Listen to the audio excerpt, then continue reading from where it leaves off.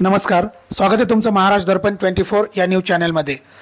ध्वज वंदनावेळी आंदोलनाची खळबळ, आत्मदहनाचा प्रयत्न करणारे युवक पोलिसांच्या ताब्यात। जिल्हाधिकारी कार्यालयात स्वातंत्र्य दिनाच्या ध्वजवंदन सोहळ्यावेळी मोठी खळबळ उडाली।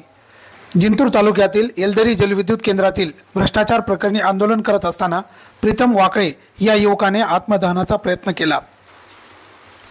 येलदरी जलविद्युत केंद्रातील उपकार्यकारी अभियंता BA जांबुदकर यांच्यावर शासन निधीत कोट्यवधींची अनियमितता आणि चुकीच्या कामांद्वारे भ्रष्टाचार केल्याचा आरोप करण्यात आला आहे। या पार्श्वभूमीवर वाकळे यांनी चौकशीची मागणी करत जिल्हाधिकारी कार्यालयासमोर घोषणाबाजी केली। घटनेदरम्यान उपस्थित पोलिसांनी तत्परता दाखवत आंदोलनकर्त्याला ताब्यात घेतले, पुढील कारवाईसाठी मोंढा पोलीस ठाण्यात हलविले। या घटनेमुळे स्वातंत्र्य दिनाचा कार्यक्रम काही काळासाठी गोंधळात सापडला होता। ब्युरो रिपोर्ट, महाराष्ट्र दर्पण 24।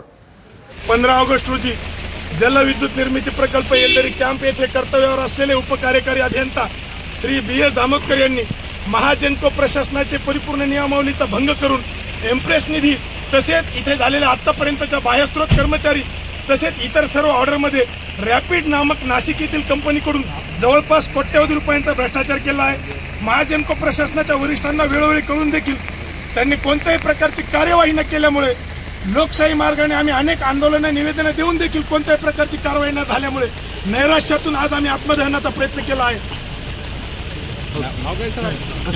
नाव काय सर?